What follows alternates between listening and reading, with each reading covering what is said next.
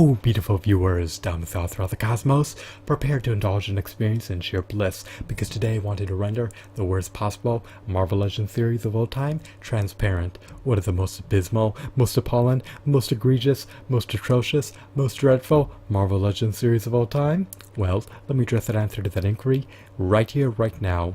In my subjective opinion, I believe that the Marvel Legends Monger series is definitively the worst Marvel Legends series of all time. Why, you may ask? Well, let me demystify that answer to that inquiry. The primary reason is because the figurines within the series are mostly Iron Man. Who wants to purchase a multitude of Iron Man variations when you only need one? Now,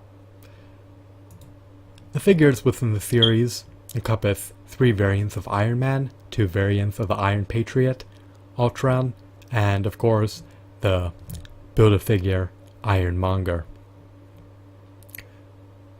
You need to purchase all figurines within the set in order to be eligible to assemble the Iron Monger figurine, unless you purchase them via eBay on the second-hand market for a hefty premium price.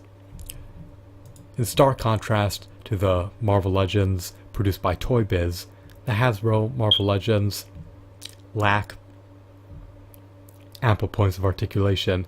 They lack articulation in their finger joints, and they also do not come bundled with the quality accessories that Toy Biz Marvel Legends came bundled with.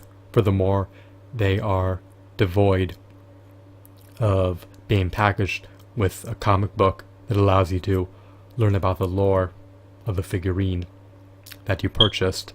So these figurines are relatively disappointing in contrast to the Toy Biz Marvel Legends figurines, which were released in the early 2000s. Despite these figurines, a part of the Iron Monger series, being released amid February 2013, they epitomize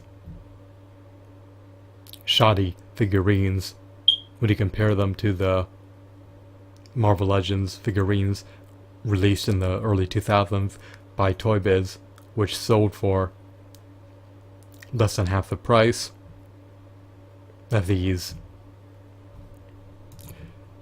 Iron Monger series figurines retailed for. So it's just a real shame that for under $10 in the early 2000s, you could get superior versions of Iron Man from various Marvel Legends series. With all the improvements of technology, the figurines have retailed for a price more than double of that a decade ago, and they're not as articulate, in conjunction with having worser shading and worser textures when you compare them to the Toy Biz Marvel Legends figurines of Iron Man. So I'm relatively disappointed with the series. You do not get much of a variety. You get 2 Iron Patriots, 3 Iron Mans, an Ultron, and a relatively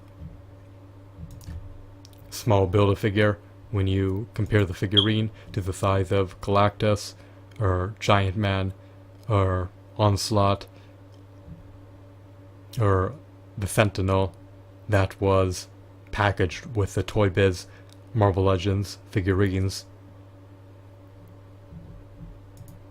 I know I keep honing in on the past and reminiscent about the past, but it just doesn't make any sense why the standard has plummeted.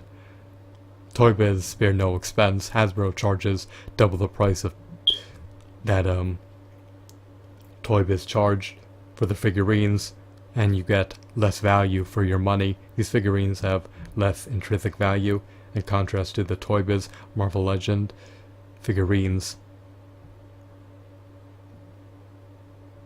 So I'm relatively disappointed.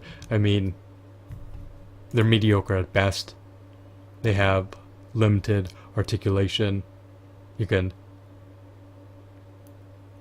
still place them in an epic pose, but they just don't have as much variety or as much value or have the same level of visual fidelity when you compare them to the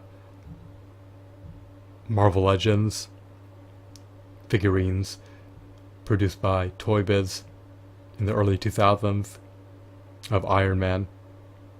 So these Iron Man variants, they're okay, but overall, as an aggregate, as a totality, I would rate this Marvel Legends Iron Monger series to be 3 out of 10. It lacks variety. If you already possess an Iron Man, and there's no reason to procure the other figurines within the set. Ultron may appeal to you, but yet again, you could have purchased the superior Marvel Select version of Ultron, or the superior Toy Biz version of Ultron. Furthermore, the Iron Patriot is just another costume for War Machine. You could have procured the War Machine figurine amid buying figures for the Galactus series in the early 2000s. So if you forgo the opportunity to purchase different variants of figurines that you already possess, then you wouldn't have been able to assemble Iron Monger. So overall, the series just lacks value in so many facets. These figurines have already been produced. Superior versions of these figurines have already been churned out for lower prices than the prices they retailed for in 2013. I doubt a Ironmonger figurine was released, but that character may only appeal to a niche fan base and not to the mainstream Marvel fans who are unaware of the character's existence. So I just think that the series is dreadful. I mean, I guess you could say the Iron Patriot suit is visually appealing, but it's not worth